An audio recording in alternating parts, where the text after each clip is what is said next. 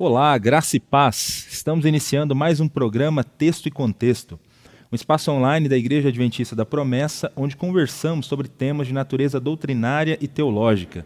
Sou o pastor Eleilton e é uma alegria ter você por aqui. No programa Texto e Contexto desse mês, nós estamos falando a respeito da igreja, igreja, forma e essência. Esse é o último programa dessa temporada sobre essa temática. Aproveita esse período inicial do nosso programa para compartilhar o link com outras pessoas, seus amigos, familiares, para que mais gente seja alcançada e abençoada com esse conteúdo do programa Texto e Contexto. Como você sabe, em cada programa nós temos a alegria de ter conosco aqui alguns pastores, amigos nossos, para conversar com a gente a respeito dos temas que são trazidos aqui a cada programa. E para esse último programa dessa temporada sobre igreja, nós temos a alegria de ter conosco aqui mais uma vez o pastor Kennedy e o pastor Willy. Sejam muito bem-vindos ao programa Texto e Contexto. Amém. Paz do Senhor, pastores. Estava aqui pensando que os nomes ficaram muito difíceis para um programa só, né? Eleilton, Kennedy e Willy, né?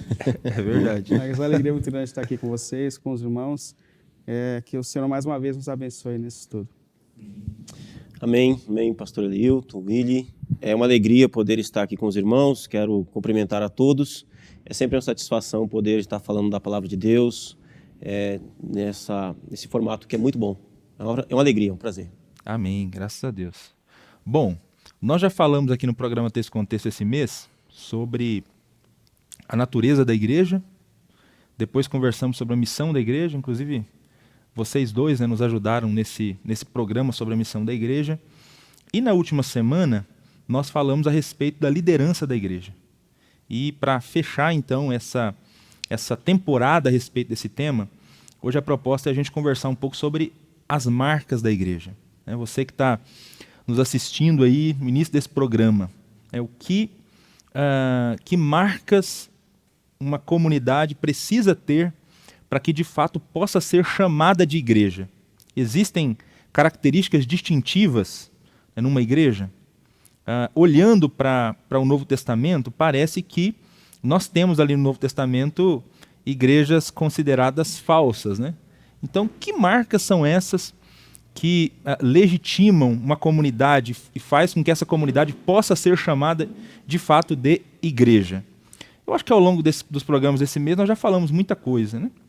Muitas questões já foram abordadas, inclusive o próprio fato de a igreja ter a sua missão fundamentada na Bíblia, e a sua razão de ser está de acordo com aquilo que a Bíblia Sagrada apresenta, né? Então essa, de repente, já seria uma marca, né? Mas existem outras, e nós vamos conversar sobre elas no programa de hoje. Eu espero que essas questões fiquem claras à medida que o programa for se desenvolvendo no dia de hoje. Eu queria começar, pastor Willy, com a ideia da unidade.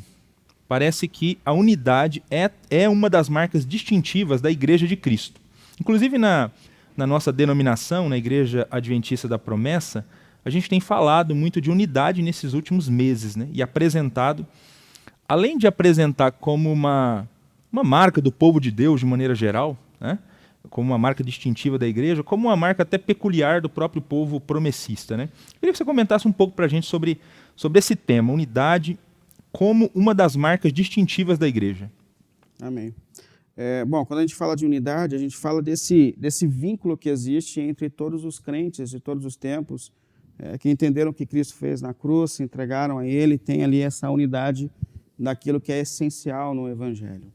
Tem uma fala do pastor João Augusto, que tem uma maturidade em relação a isso, né? Ele fala que essa unidade vem da totalidade dos crentes em Jesus Cristo, de todas as denominações, as quais têm andado em sinceridade de coração na luz que têm recebido. É uma maturidade de expressão, né? Então, todos esses que entendem o que Jesus fez na cruz, quem é Jesus, a obra redentora, que se entregam para viver uma vida para a glória dele. Até ele cita essa questão aqui com sinceridade na luz que tem da interpretação do Evangelho para a vida desses que foram redimidos. Então, essa unidade, a princípio, de uma forma geral, universal, de todos aqueles que estão unidos diante da cruz.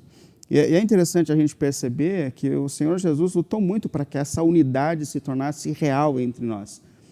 quando Jesus está ali prestes a voltar para o Pai, a concluir a sua missão aqui na Terra, que a gente chama de uma oração sacerdotal que ele fez, Evangelho de João, capítulo 17, ele ora naquele momento ao Pai, pelos discípulos que estão ali, e o que ele pede para o Pai que aconteça entre os seus discípulos, aqui até no versículo 11 do capítulo 17 de João, ele diz assim, não ficarei mais no mundo, mas eles ainda estão no mundo, e eu vou para ti, Pai Santo, protege-os em teu nome, o nome que me destes desde o princípio, para que sejam um, assim como nós somos um. Então esse é o desejo de Jesus para a igreja, que a unidade, que essa união de pensamentos e corações em um só propósito seja uma realidade efetiva, né? E eu gosto desse texto porque ele não só coloca os seus discípulos que estão ali debaixo de intercessão, mas ele continua orando e ele ora por aqueles que creriam por meio da pregação deles. Então ele continua aqui no versículo 20, eu estou no Evangelho de João 17. Mas ele fala assim, a minha oração não é apenas por eles, mas rogo também por aqueles que crerão em mim por meio da mensagem deles. Ou seja, essa oração se estendeu a nós. Aí no versículo 21 ele fala assim, para que todos sejam um, Pai, como tu estás em mim e eu em ti, que eles também estejam em nós, para que o mundo creia que tu me enviaste. Então, naquele momento, de uma maneira profética, ele sabe que muitos outros chegariam ao Evangelho por meio da pregação dos seus apóstolos, dos seus discípulos, e ele já intercede para que não só eles estivessem unidos em comunhão, mas para que todos aqueles que crescem também estivessem unidos na mesma comunhão, em amor, nessa união, que é uma marca essencial da igreja.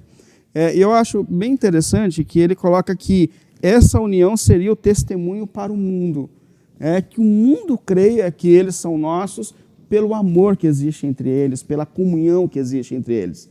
Eu sempre digo que Jesus poderia ter nos dado muitos caminhos para tornar o evangelho poderoso, né? Como dar poder para que a gente fizesse descer fogo do céu seria uma maneira, ou que a gente fizesse milagre a todos os enfermos de fato. Existem tantos caminhos para tornar o evangelho evidente para a pregação do evangelho. Porém, Jesus escolheu que a união seria a marca da sua igreja para o mundo, né? Que as pessoas de fora perceberiam essa humanidade que foi atingida pelo pecado, que hoje vive para si mesmo, egoísta, descentralizados uns dos outros. Nós fomos criados à imagem e semelhança de um Deus trino, familiar, que nos criou para viver em amor como Deus é amor. O pecado bagunçou isso. Jesus nos coloca unidos de novo. E é a união, o amor, o vínculo entre nós que é a evidência para o mundo de que Deus está entre nós, de que algo diferente aconteceu nas nossas vidas. Legal, muito bom.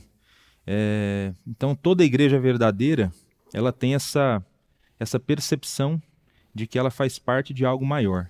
Eu acho que essa é uma questão legal de ser colocada, né? Exatamente por conta da doutrina da unidade. Acho que a gente precisa desconfiar de comunidades que são separatistas, né? De comunidades que acham que só aqueles que fazem parte dela é que são o povo de Deus ou que serão salvos, né? Talvez isso aí já seja à luz dessa doutrina da unidade, talvez esse tipo de pensamento, né, já deve acender uma luz vermelha em nós, né? Não sei se tem alguém que nos assiste e que de repente participa de uma comunidade dessa ou conhece uma comunidade dessa, já tem que acender uma luz vermelha, né? Opa, parece que essa comunidade ela não está de acordo com aquilo que o Novo Testamento apresenta, né? E isso vai levar até uma interpretação do próprio texto bíblico errada, né? Esse tipo de comunidade vai fazer uma interpretação do texto voltado para que o texto confirme aquilo a respeito daquele grupo. E aí há uma distorção, vai havendo distorções no texto para todo lado, né? Porque vira uma caça a procurar características que fazem com que esse grupo seja o único grupo. É complicadíssimo. E fica claro que esse não é a evidência, um propósito de que essa é uma igreja que tem as características da igreja de Cristo. É isso aí. Nós somos parte do povo de Deus, né? Sim. Somos parte do povo de Deus. E concordo com o pastor Willy, né? Quando ele leu aqui um trecho de uma fala do pastor João Augusto da Silveira, né? Quanto essa fala é interessante, né? Quanto essa fala demonstra maturidade, né? Nós somos parte do povo de Deus na terra, né? Não somos o povo, a gente é parte do povo, né? Parte do povo de Deus na terra.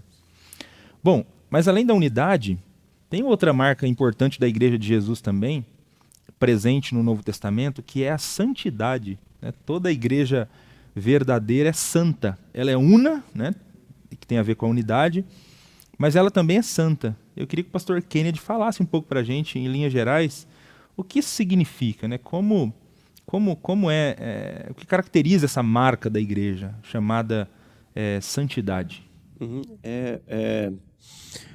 Nós vemos que a Bíblia afirma que Jesus, ele se entrega, ele morre, e um dos propósitos é que a igreja fosse uma igreja santa, né? Isso está muito claro, o apóstolo Paulo vai fazer essa afirmação quando ele, em Efésios 5, no 25 ao 27, ele vai dizer, né? Maridos, amem suas mulheres, assim como Cristo amou a igreja e se entregou a si mesmo por ela, para santificá-la, tendo-a purificado pelo lavar da água mediante a palavra, e apresentá-la a si mesmo como igreja gloriosa, sem mancha, nem ruga, nem coisa semelhante, mas santa e inculpável. Então Jesus quer uma igreja santa. Aliás, esse é um propósito óbvio. Foi do pecado que ele nos liberta para uma vida diferente daquela. Não faria sentido ele nos libertar de uma vida de escravidão, de pecado, de impureza, para continuar do mesmo jeito. Então, é uma característica muito importante, essa característica da santidade. Então, nós reconhecemos, conseguimos perceber uma igreja que está centrada em Cristo, uma igreja verdadeira, principalmente pelo aspecto da santificação, da santidade. Isso vai acontecer de pelo menos duas maneiras, né?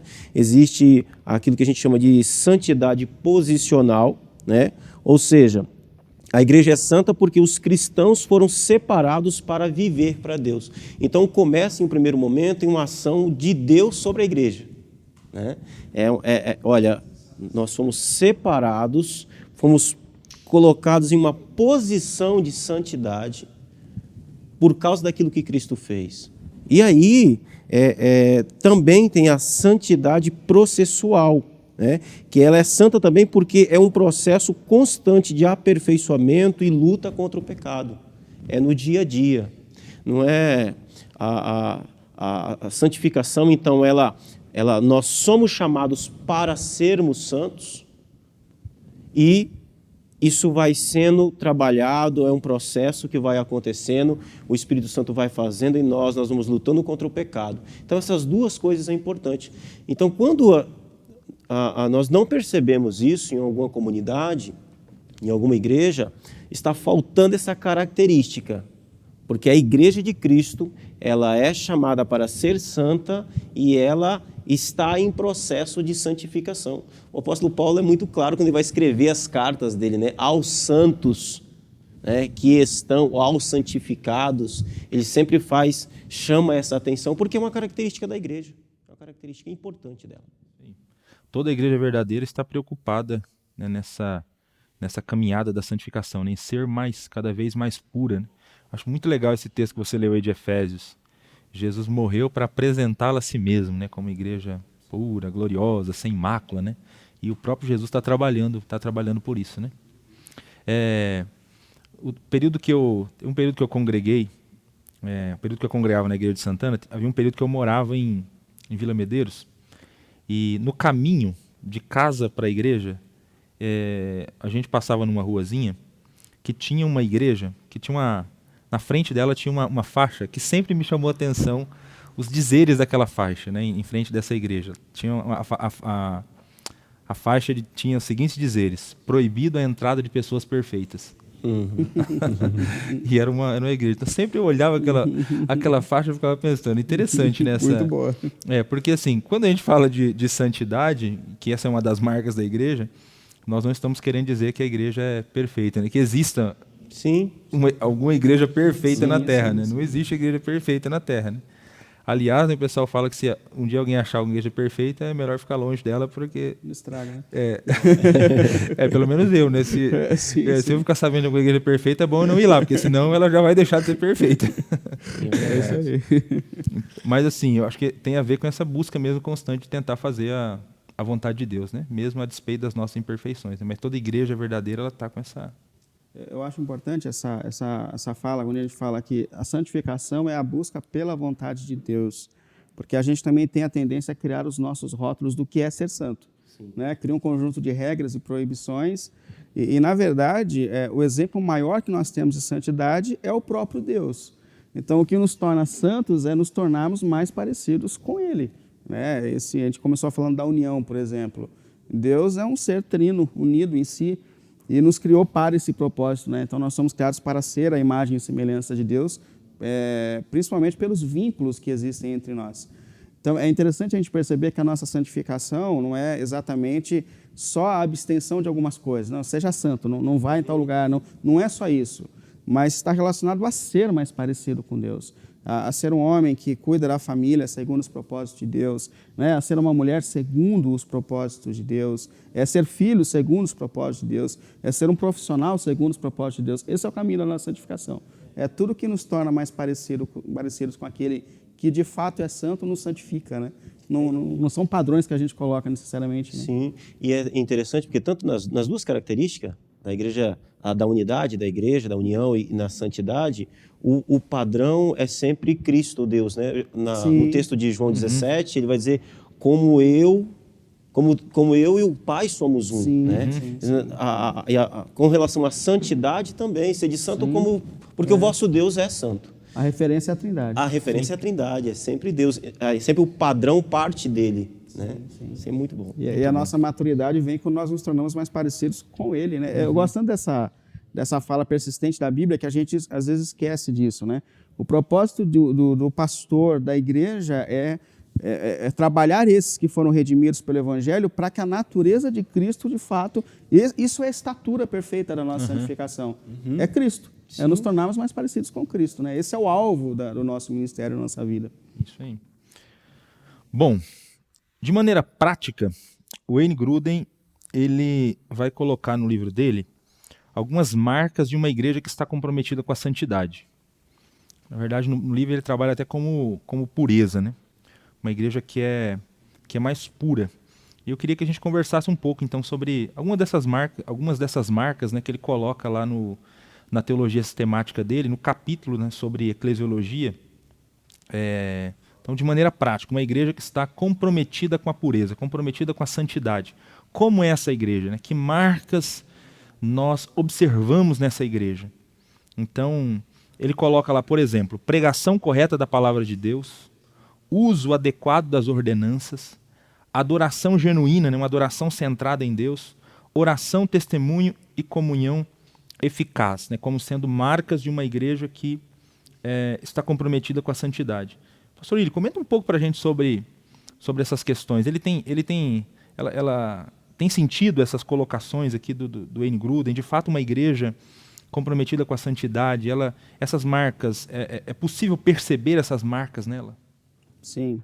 O Grudem ele tem uma influência muito significativa, né, para o nosso mundo teológico, um grande pensador dos nossos tempos. Aí ele coloca aqui essas marcas e faz todo sentido, sim, porque, primeiro, ele fala sobre a pregação correta das Escrituras, né? A pregação do Evangelho. E a gente percebe que no Novo Testamento existe uma preocupação muito forte com a pregação correta do Evangelho. A gente pega o apóstolo Paulo exortando os jovens pastores, prega a palavra, ensina o Evangelho, traga a palavra para o centro, exorta, repreende, ensina, com tempo, fora de tempo. Há uma preocupação muito tensa e muito intensa ali no Novo Testamento em relação a isso. Na carta a Tito 1:9, tem essa exortação assim, de uma forma muito clara. Ele fala assim, e apegue-se firmemente à mensagem fiel, da maneira como foi ensinada, para que seja capaz de encorajar outros pela sã doutrina e de refutar os que se opõem a ela. Ou seja, há um chamado muito sério, né? A pregação, ao ensino, há uma preocupação muito grande. Então, toda igreja que de fato quer entrar nesse processo de santificação, que o pastor Crente já citou aqui, que quer viver esse propósito de Deus, ela tem que ter uma pregação do Evangelho centrada, séria, incisiva, é a palavra de Deus que confronta a nossa consciência adormecida, é a palavra de Deus que nos desperta para viver os propósitos do Deus eterno. Então, não há dúvida de que uma das marcas essenciais para essa igreja que precisa ser santificada, levada a Cristo, é a pregação do Evangelho. Outra questão que ele coloca aqui, que é o uso adequado das ordenanças, né? No nosso caso, ordenanças deixadas por Jesus para a igreja como marcos ali da obra dele, físicas e práticas, para a gente tem a ver com o batismo, para a gente tem a ver com lava-pés e com a própria ceia do Senhor, que são questões muito sérias.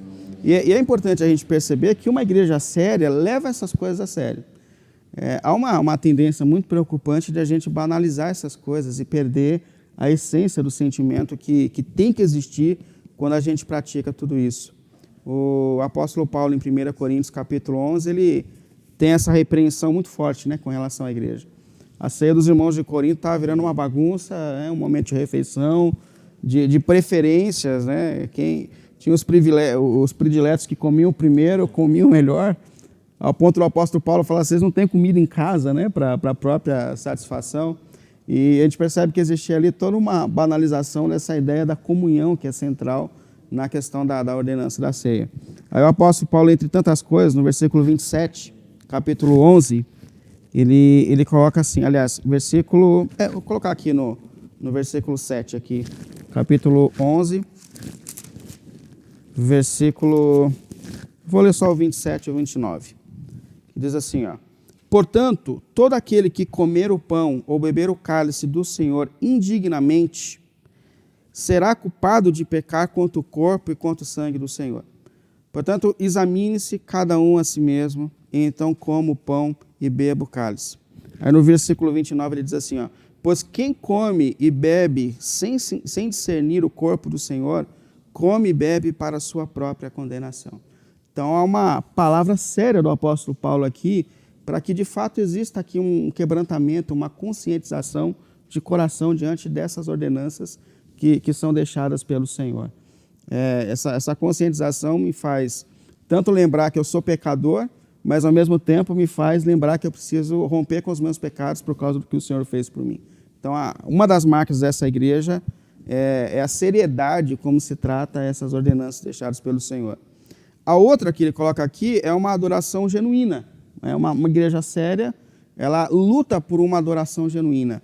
E isso aqui é muito importante, porque a gente percebe que, por vezes, o momento da adoração da igreja não tem sido mais um momento de adoração. A gente tem momentos que falam no próprio ser humano, que centralizam o ser humano, que Deus fica de lado em algum momento. Será que existe isso? Adoração centrada no homem em algumas comunidades? A música fala da gente mesmo, fala dos nossos sonhos, fala daquilo. E a partir do momento que a gente entende que a gente está ali para prestar louvor, glória ao Deus que nos redimiu na cruz, gratidão, trazer isso de novo para a essência da igreja, do culto, sem sombra de dúvida, é uma das questões essenciais que ele coloca, que faz todo sentido para a nossa geração, para o nosso tempo. E por fim ele fala sobre a oração e o testemunho eficaz que o crente tem que ter. A oração é uma marca da igreja, e ao mesmo tempo o testemunho do crente. E quando eu li isso aqui, eu estava lembrando até daquela orientação que Jesus dá para que a gente faça uma oração segundo a vontade de Deus. E a gente percebe que a oração no Pai Nosso ela está intimamente relacionada a buscar, mas ao mesmo tempo a vida e ao testemunho. Eu oro a Deus buscando a vontade de Deus. Venha o teu reino, seja feita a tua vontade na minha casa, na minha família, na minha maneira de ser. Então, a oração é uma marca essencial, mas essa oração que nos molda a vontade de Deus para que a gente tenha um testemunho efetivo no mundo em que nós estamos. Muito bom.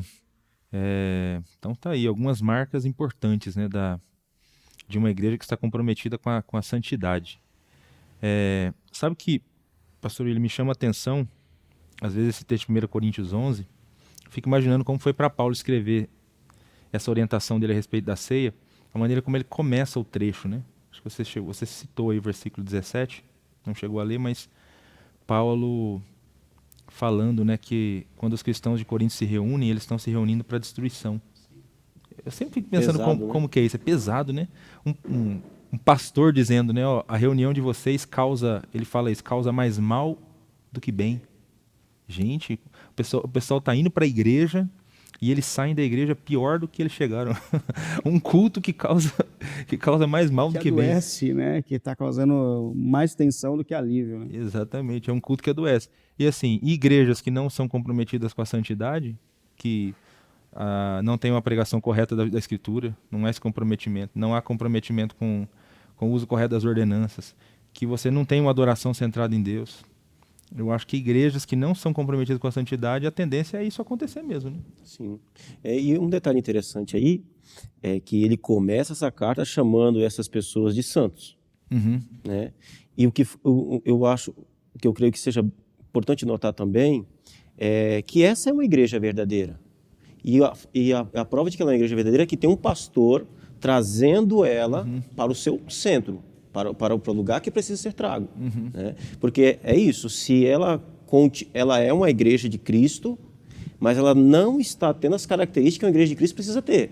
Mas ali tem um pastor, um apóstolo, né? O apóstolo Paulo, que ele está chamando a atenção dessa igreja. Olha, não é aqui, isso aí não é assim. E está puxando a igreja para a centralidade das Escrituras, para os princípios estabelecidos nas Escrituras, né? Para corrigir essa igreja. Isso é importante. Correção de rota, né?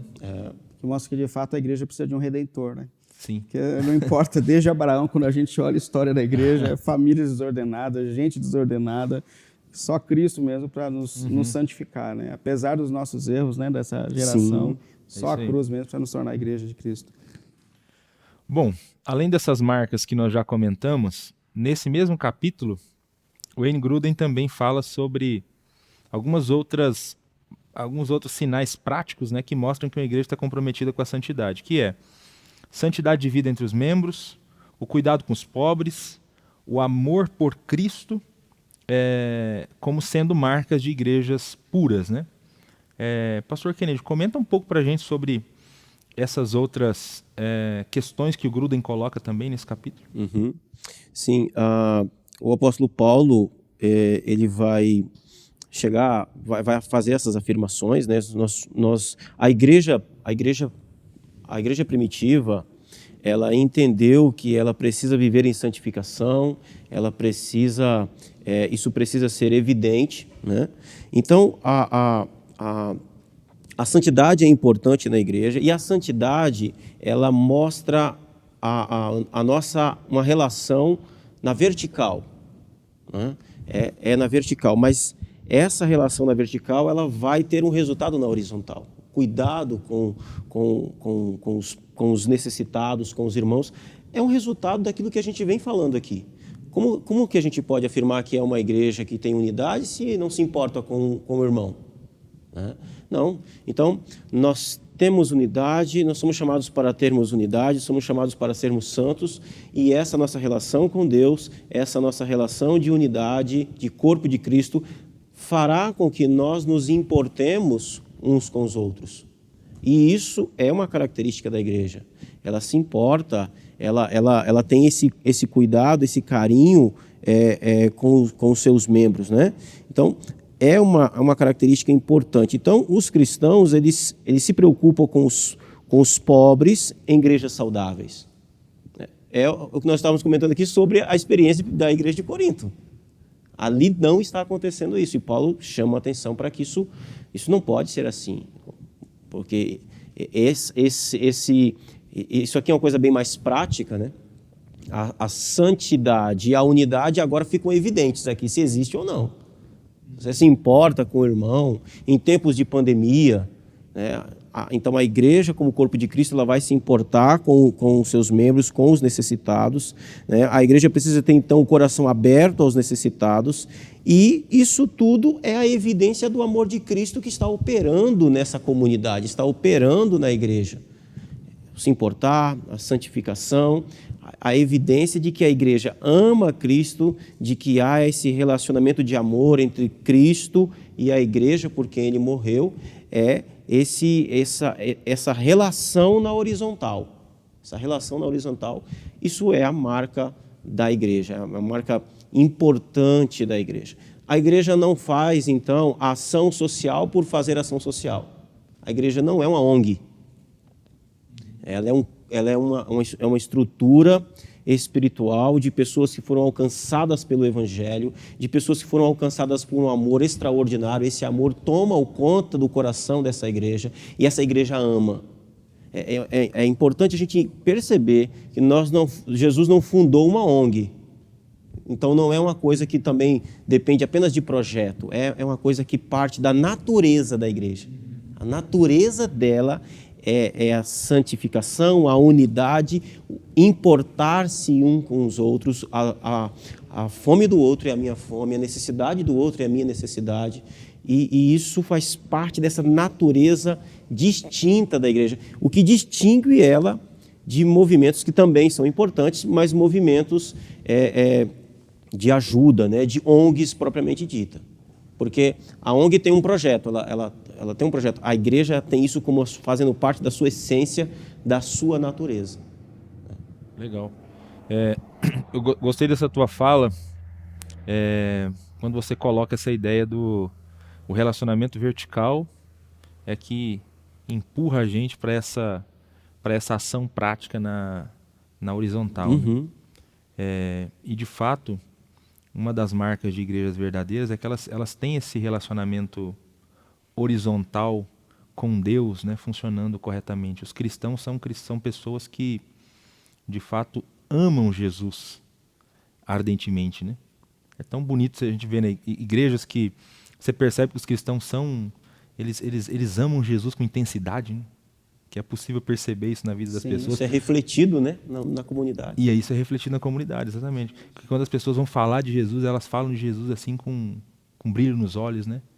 É tão ruim quando o cristão perde esse encanto por Cristo, né? Perde esse encanto por Jesus, pelo Evangelho, porque o que de fato vai colocar a gente em movimento para ajudar os pobres e para fazer toda e qualquer boa obra é esse deslumbramento, né, por Jesus, por sua obra, esse deslumbramento pelo Evangelho. Tem até uma... Você ia falar? Depois eu falo, conclui aí. Você é mais importante. Fala. Não, você que... Bom, eu ia só comentar no Apocalipse, né, parece que a gente tem uma igreja lá que Jesus disse que ela perdeu esse encanto, né, esse deslumbramento. Sim, que é a igreja de Éfeso, né, que tudo estava funcionando direitinho nela, né? Estão defendendo a doutrina, né? Enfim, mas eles perderam o amor que vem em primeiro lugar.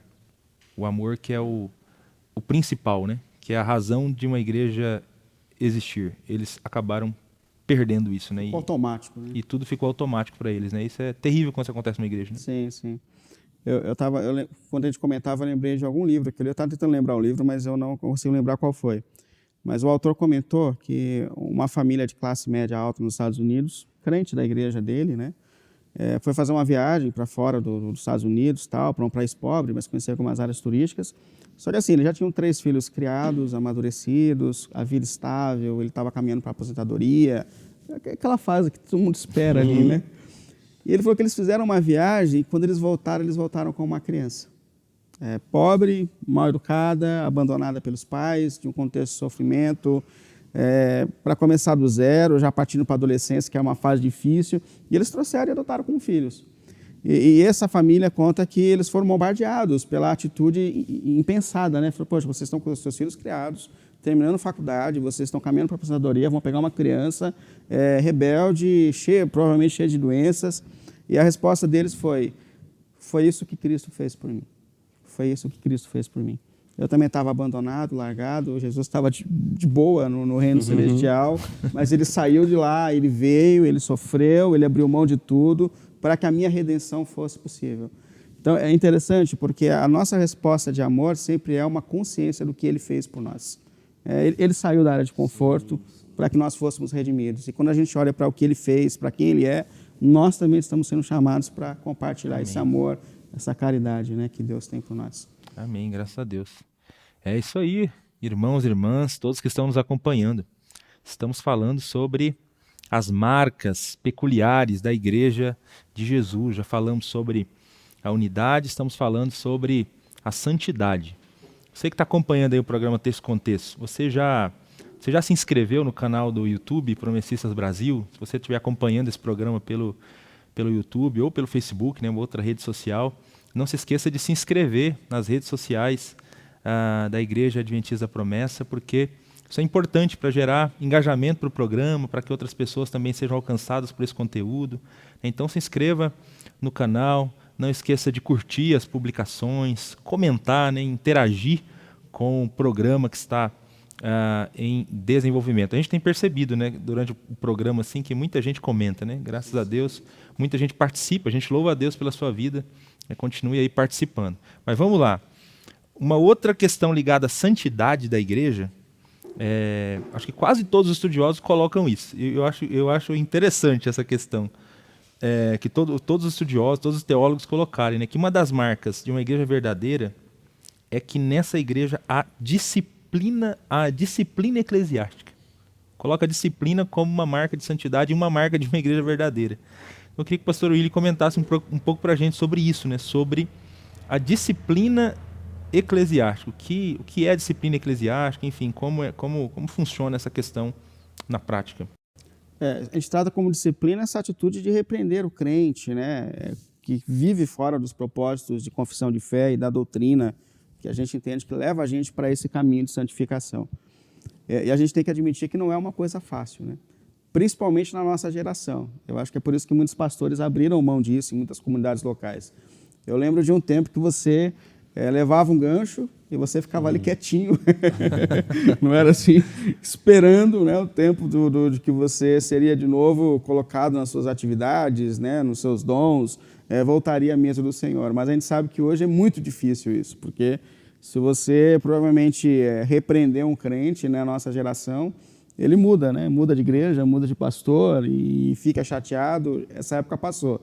E pode ser que por causa desses desafios, por vezes a igreja até tem sido mais flexível, né, nessa atitude de repreender, de exortar, de disciplinar. Existem também pastores que entendem que isso não é uma missão pastoral. Não, Deus conhece a igreja, vê as entrelinhas do crente e Deus que os repreenda. Mas a gente percebe que não é essa atitude bíblica que nós somos exortados a ter. O Evangelho de Mateus, no capítulo 18, aí a gente usa a própria fala do Senhor Jesus, no versículo 15, 18, versículo 15, ele fala a respeito de pessoas que se rebelam contra esse processo aqui. Ele fala: se o seu irmão pecar contra você, vá e a sós com ele, mostre-lhe o erro. Se ele o ouvir, você ganhou o seu irmão. Mas se ele não o ouvir, leve consigo mais um ou dois outros, de modo que qualquer acusação seja confirmada pelo depoimento de 2 ou 3 testemunhas. Se ele se recusar a ouvi-los, conte à igreja. É importante a gente perceber que Jesus pensou em igrejas, em comunidades, né? Porque muita gente fala que a comunidade local não faz sentido, mas aqui a gente percebe que ele, se não houver uma comunidade local, não faz sentido essa exortação que Jesus dá. Então, assim, conte aos demais. Se ele se recusar a ouvi-los, conte a igreja, e se ele se recusar a ouvir também a igreja, trate-o como pagão ou publicano. Ou seja, se de fato houver um endurecimento do coração daqueles que precisam ser exortados, repreendidos, há uma autorização aqui de Jesus até para cortá-lo de fato da comunhão, né, para que ele possa pensar a respeito dos erros cometidos. Eu penso como uma criança, né, quando eu tenho um filho de 6 anos, quanto mais frouxo eu sou, pior ele fica. É incrível isso, né? Como a natureza humana, você também tem filhos, o Leo também tem, e é incrível isso, né? Quanto mais a gente fica flexível, naturalmente mais educado, mal educado, mimado, e aí você precisa se posicionar, e detalhe, faz bem a ele. Faz bem a uma criança você repreender, ensinar e exortar. Você percebe que há um alívio para a própria alma.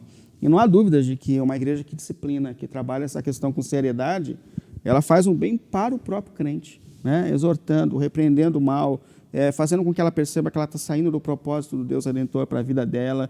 E tudo que a gente faz contrário à vontade de Deus é um mal para a nossa própria caminhada, é um mal para a nossa própria alma. O apóstolo Paulo também trabalhou seriamente, né? Existia lá na igreja de Corinto, que a gente já citou aqui como um mau exemplo, parece que a gente fala tudo de Corinto, né?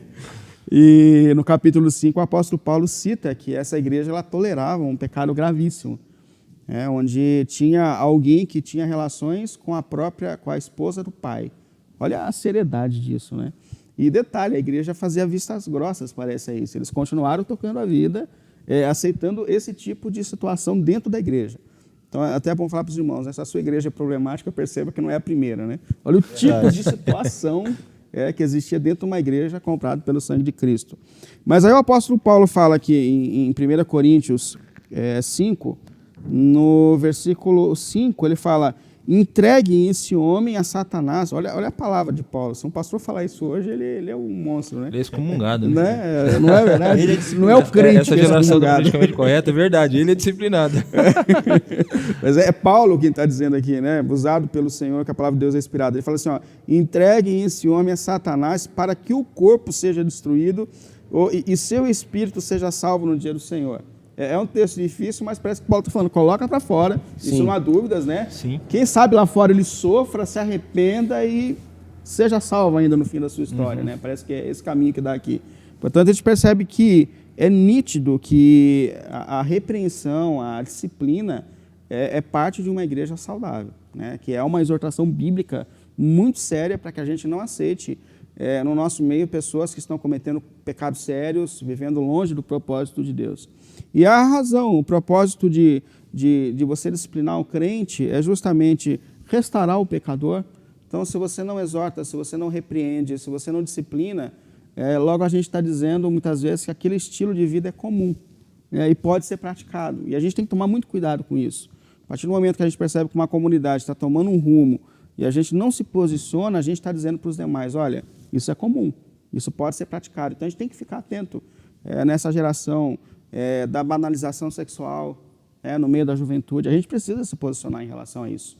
Porque à medida que a gente faz vistas grossas, a gente está dizendo a gente não se importa com isso. Isso não é sério, né? A mesma forma que a gente percebe alguém, a mesma forma que você usa a barba e ninguém repreende, a gente está dizendo isso não é um problema. Mas às vezes tem questões sérias, né?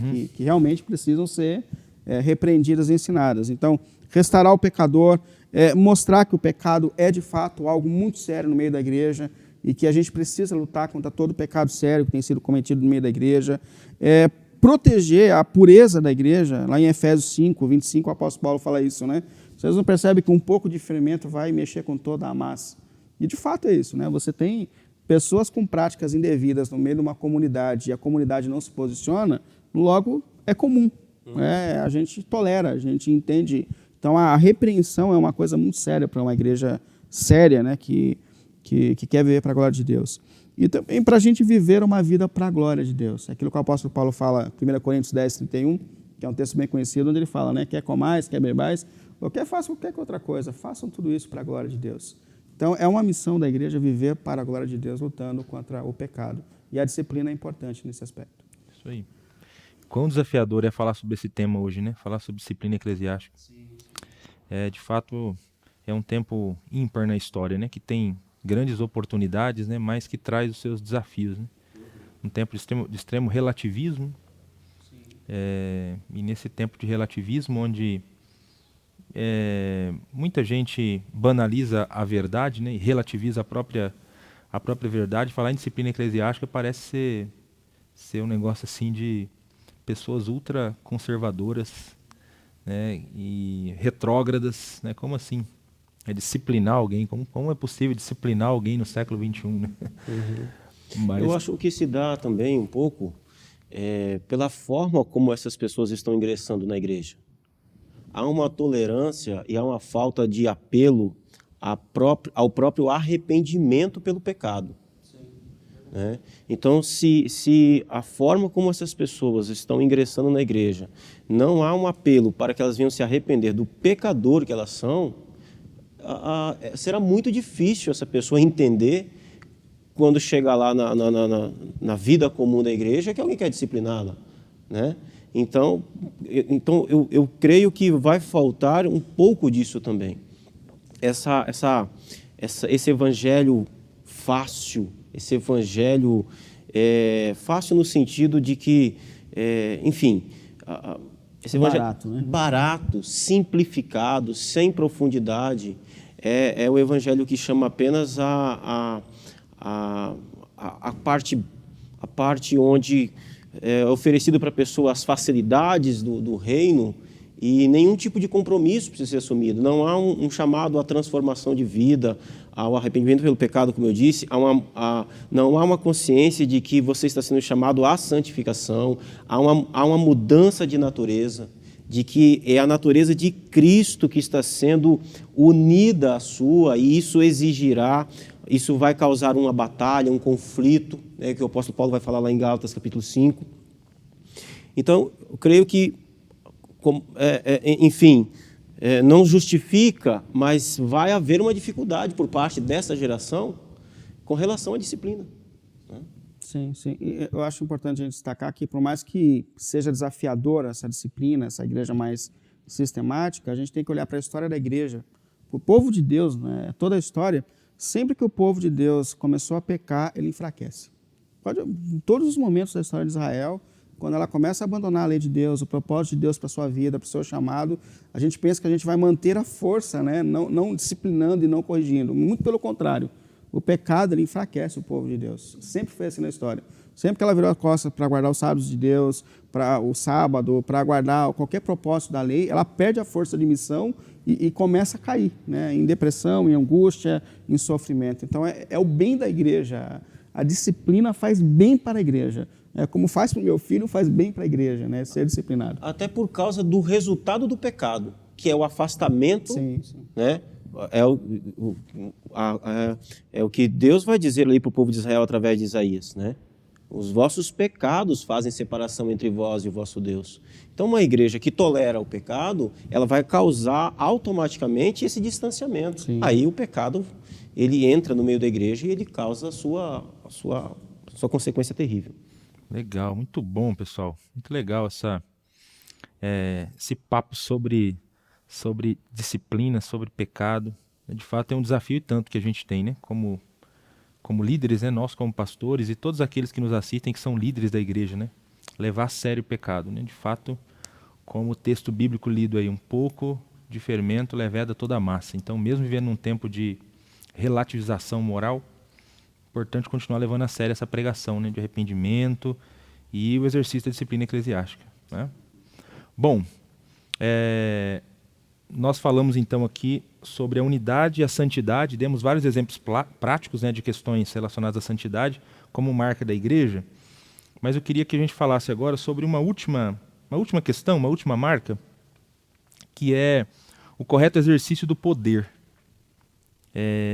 Essa também é uma marca, é uma característica de uma igreja verdadeira. Então, de onde vem o poder da igreja, a autoridade da igreja?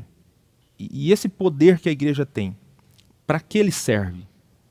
Ela recebe com que objetivos?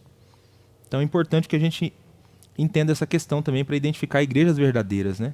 Então, de onde é que vem o poder de igrejas verdadeiras e para que é que ela tem esse poder? Então eu queria que o pastor Kennedy comenta para a gente essa questão aí, à luz do que a Escritura Sagrada diz para a gente. Pastor, é importante na sua pergunta, quando você pergunta sobre o correto exercício do poder, né? Porque pode haver um mau exercício desse poder. Um fato é, primeiro, que a igreja recebe poder, ela recebeu poder, ela recebeu autoridade. Então, isso é um fato importante, né? Então, Jesus vai dizer lá em Mateus capítulo 16, verso 18 e 19, ele vai falar que ele estaria edificando a igreja dele, né? E ele também fala ali que daria as chaves do reino dos céus a essa igreja. Então, chave fala de poder. Quem tem a chave abre e fecha, né? Uhum. Então, então, esse ponto é importante. Cristo deu poder. A igreja, ela tem poder. Ela recebe autoridade, né? Esse é o primeiro ponto. Respondendo a sua pergunta, quem é que confere a autoridade à igreja? O próprio Jesus, o próprio Deus. Então, a autoridade da igreja, ela vem do alto, né? A autoridade da igreja, ela não vem nem da esquerda nem da direita, mas vem de cima. Uhum. E aqui está a tentação da igreja, porque o poder é sempre tentador. A tentação no sentido de a igreja querer buscar poder em outra fonte, além daquela da qual já foi estabelecida. Então, nós vamos ver que Jesus fala do cumprimento desse poder, né, que esse poder vem do alto, vocês vão ser revestidos de poder, né? Lá em Lucas 24, 49, ele vai dizer disso. Então, a origem do poder da igreja, do poder que ela tem, é um poder que vem da parte de Deus. O poder da igreja não vem da parte do Estado, o poder da igreja não vem de outra parte qualquer, vem da autoridade que ela recebe por Cristo, dada por Cristo. E aqui está o perigo da igreja tentar buscar poder em outra fonte. Ao longo da história, isso ficou patente, e todas as vezes que a igreja abriu mão do poder que ela recebeu, que era do alto, e tentou substituir isso pelo poder, por exemplo, governamental, ela, vou usar as palavras do pastor William, ela se enfraquece, ela perde o seu poder, ela perde a sua missão, né? Então, as armas com as quais a igreja luta não são humanas, são armas espirituais, porque nós combatemos não pessoas, né? O nosso combate é outro. Então, o poder da igreja é um poder espiritual. É um poder espiritual. E o objetivo desse poder é para derrubar as fortalezas, né, os sofismas do diabo. Aqui está uma coisa interessante. O Estado também tem poder, mas o poder do Estado não serve para combater o diabo. E se a igreja tenta ter o poder do Estado, há um vácuo nessa batalha. Então, porque o poder do Estado não confere à igreja poder para batalhar a sua batalha. Então, o poder que a igreja recebe, o objetivo é para combater e derrubar as fortalezas de Satanás. É uma batalha que acontece no âmbito espiritual. E a nossa luta não é contra meios de comunicação, a nossa luta não é contra nem mesmo ideologias. Nós não fomos chamados para isso. Combater o comunismo, o fascismo e etc. e tal. É o que está muito evidente hoje, né? Esse ponto é importante porque parece que a igreja tem olhado com olhos, com desejos, né? Querendo o poder do Estado ultimamente. E é um erro. O poder que ela recebe não é um poder que ela receberá, é um poder que ela já recebeu, que é o poder que vem do alto, e quando ela flerta com outro tipo de poder, ela abre mão do seu, falha na sua missão, e as consequências disso são as mais terríveis. A história da igreja está aí com todas as evidências para mostrar isso. Quando ela se une ao Estado lá atrás, no Império Romano, ela perde a sua identidade de igreja. Ela vira qualquer outra coisa. Ela perde a sua característica de ser igreja. É só essa comparação. Ali na igreja primitiva, né? Embora não fosse uma igreja perfeita, mas é uma igreja que serve como um modelo muito importante. Ela recebe poder do alto, cumpre a sua missão com eficiência, né? Mas logo depois, ao passar do tempo, ela flerta com o poder do Estado, ela perde a característica de igreja. Nós olhamos para a história, hoje fazemos recorte. Uhum. Verdade. Nós chamamos esse período das trevas. Uhum. Ela perde. Cadê a igreja? Cadê a luz do mundo? Perdeu a sua característica, porque o poder que ela tem agora, que ela exerce, não é um poder que ela recebeu do alto. Ela ficou tão entranhada, tão misturada com o Estado, né, que ficou parecendo que era tudo a mesma coisa. Né? E não é tudo igreja. Isso. É tudo outra coisa, mas não perde a essência de ser igreja. Isso aí. Essa fala é extraordinária, né? Porque mostra para a gente que o poder da igreja não vem da nossa formação acadêmica, não vem de forças políticas, não vem de posições econômicas. O poder da igreja vem dos nossos joelhos dobrados diante de Deus, né? Onde Ele vai nos dando virtude, capacidade para cumprir a missão. Quando o apóstolo Paulo, lá em Efésios, capítulo 6, ele fala dessa luta que, na realidade, nós temos que enfrentar, que é uma luta espiritual, né? Ele tem um contexto de viver uma vida para a glória de Deus, homens, mulheres, tal, mas depois de tudo isso ele fala, gente, vamos orar. Há uma luta para que isso não seja uma realidade. Há uma luta para que a igreja não seja efetiva. Uhum. Inclusive ele pede oração, né? Ele fala, orem também por mim, versículo 19 de Efésios 6. Ele fala, orem por mim para que quando eu falar, seja-me dada a mensagem a fim de que destemidamente torne conhecido o ministério do Evangelho.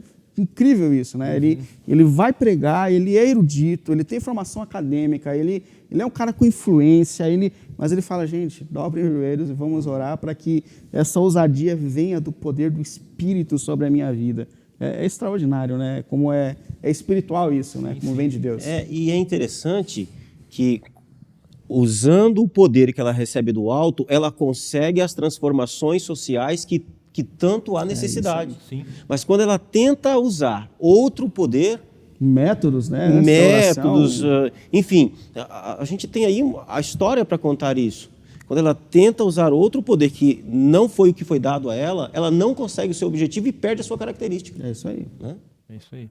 É uma pena mesmo quando a gente enxerga, né, visualiza igrejas que, você falou bastante sobre o poder governamental, político, né, igrejas que confiam demais no poder político, né, líderes que confiam demais no poder político, né, e se esquecem do poder do alto, né, às vezes se envolvem tanto com essa questão política, né, e acabam falando às vezes até mais de política do que do próprio evangelho, né? Eu lamento muito quando eu vejo isso, né, porque nós temos uma mensagem tão sublime, tão extraordinária, que é a mensagem do Evangelho de Jesus, e você acabar deixando essa mensagem de lado para falar desse outro poder aí, né, que perto do que o Evangelho pode fazer na vida de um indivíduo, de uma sociedade, né, é até pálido, né, esse outro poder diante do Evangelho de Jesus, né. Então, enfim, é isso, irmãos e irmãs. Chegamos ao final do programa Texto e Contexto de hoje, né? Falamos bastante aqui a respeito das marcas da Igreja do Senhor Jesus. É uma igreja una, é uma igreja santa e é uma igreja que exerce corretamente a sua autoridade. Sabe de onde vem a sua autoridade, sabe para que recebeu a autoridade. Essas são algumas das marcas de igrejas verdadeiras. A igreja conforme apresentada na Escritura Sagrada. Espero, Cristo Jesus, que você tenha sido edificado com esse programa. E caminhando para o final, eu quero pedir para o pastor Kennedy para que ele apresente um desafio final a todos aqueles que nos acompanharam até aqui e, na sequência, que o pastor Willy orasse por todos nós, né, nos colocasse diante de Deus. Amém. Eu quero desafiar você que está nos acompanhando a viver e a ser essa igreja que nós temos comentado aqui ao longo dessa série, né? Então, nós somos chamados para fazer parte de um reino. Nós precisamos entender isso. Um reino, esse reino é um reino maravilhoso, um reino que é constituído de um povo, de uma sociedade que é diferente de tudo desse mundo. Então, não tente reduzir a igreja, a sua participação na igreja, a menos do que isso. Nós somos chamados para sermos um povo santo, o povo do reino de Deus. A Bíblia nos chama de povo santo, né? O reino de sacerdotes. Então, que você e eu, aqui é o desafio mesmo, né? Que você possa viver em unidade. É um desafio, porque somos diferentes, temos dificuldades, temos problemas, mas somos desafiados, apesar disso, a vivermos em unidade, né? Somos chamados também a socorrer os mais necessitados. Tem sempre alguém que precisa. E a viver também uma vida de santificação, a tratar o pecado como ele é, não ignorar o pecado. Esse é o desafio que nós somos chamados a ser, né? A corrigir aqueles que se desviam. E somos chamados a ser um povo de Deus. Então a igreja também é chamada a ser revestida da autoridade e do poder dado por Deus. Não queira abrir mão jamais do poder que vem do alto. Não queira substituí-lo ou trocá-lo por outra coisa. Creia naquilo que a Bíblia diz a respeito do Evangelho, que é o poder de Deus para a salvação de todo aquele que crê. Então, nós somos desafiados a ser essa igreja que ela se destaca e ela se distingue pelas características que a palavra de Deus apresenta sobre ela. E não sobre aquilo que a gente acha, aquilo que o nosso momento que a gente está vivendo fala. Então, creia que você é chamado, que somos chamados a ser uma igreja segundo aquilo que as Escrituras diz que é, com as características dela. Amém. Vamos orar. Santo Deus e Pai, pelo nome do nosso Senhor Jesus Cristo, nós nos colocamos aqui mais uma vez, Senhor. Rendemos a Ti graças por tudo quanto o Senhor tem feito por nós, porque nós somos a Tua igreja, comprada no Teu sangue, puro, Mas nós estamos aqui, Senhor, com essa missão de viver uma vida para a Tua glória, Senhor. De ser uma igreja que manifesta o Seu amor, que ensina a Sua palavra, que cresce na busca de sermos cada dia mais parecidos com o Senhor Jesus Cristo. E nós pedimos, nosso Deus e Pai, pelo nome de Jesus, conduza a Sua igreja a esse rumo, Senhor. Conduza-nos, Senhor, aos Seus propósitos eternos, Senhor. Ajude-nos a sermos de fato confrontados pelo Teu Espírito, pela Tua palavra, pelo Teu Evangelho, para que, de fato, as nossas vidas sejam moldadas à natureza do nosso Senhor Jesus Cristo, Deus Pai. Conduza-nos, dá-nos forças, dá forças à liderança da Tua igreja em todo lugar. Oramos em especial pela comunidade, por cada comunidade da Igreja Adventista da Promessa, por cada líder dessas comunidades, para que, de fato, o Seu Espírito venha nos fortalecer, venha nos iluminar, para que a gente cumpra a Sua missão, prepare o Seu povo, para que no fim da nossa história nós nos encontremos contigo como Tua igreja santa, lavada no Teu sangue. Assim nós oramos a Ti, Deus e Pai, pelo nome de Jesus. Amém. Amém. Amém. Graças a Deus. É isso, irmãos. Muito obrigado pela ajuda de vocês hoje, mais uma vez no programa Texto e Contexto. Hoje vocês esqueceram de vir com uniforme, né? Sim, sim. No último programa estavam os 3 de camisa azul, hoje só eu vim, né? Só eu que lembrei de É verdade. de colocar o uniforme. Mas é isso, irmãos, irmãs, aqueles que nos acompanharam, obrigado pela sua companhia. Finalizamos hoje, então, essa série, essa temporada a respeito da doutrina da igreja. Hoje, durante um período do programa, nós falamos sobre a disciplina eclesiástica. Eu não sei se você conhece, mas a Editora Promessa tem um livro sobre isso, que é o livro Disciplina Eclesiástica, Princípios Bíblicos para a Aplicação da Disciplina na Igreja. Então, se você não conhece, convido você a conhecer essa publicação, a conhecer esse livro. Está disponível lá no site da editora, o livro Disciplina Eclesiástica. Deus abençoe você. Semana que vem, se Deus permitir, estaremos aqui novamente em mais um programa Texto e Contexto, aí já uma nova temporada, um novo tema, e nós continuaremos com o nosso compromisso firme aqui de estudar a Palavra de Deus, a Escritura, junto com você e com a sua família. Deus te abençoe e até o próximo programa.